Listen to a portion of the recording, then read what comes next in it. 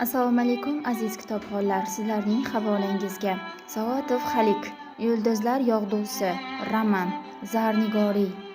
Yunusbek bilan Yulduzning bir-birlariga bo'lgan muhabbatlari, maqsadlariga erishishga qaratilgan qat'iy harakatlari tufayli yolg'onga asoslangan yasama to'siqlarni yengib o'tishlari bayon qilingan.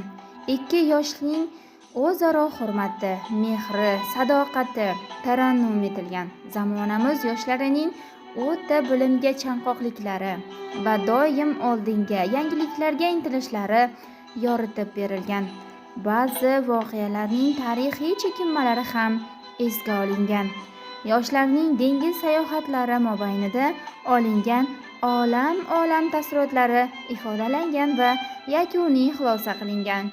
Aziz kitobxonlar, qo'limdagi ushbu adabiyotni Sharof Rashidov tumani axborot kutubxona markazidan topishingiz mumkin hamda mutolaa etishga tavsiya etamiz. E'tiboringiz uchun rahmat.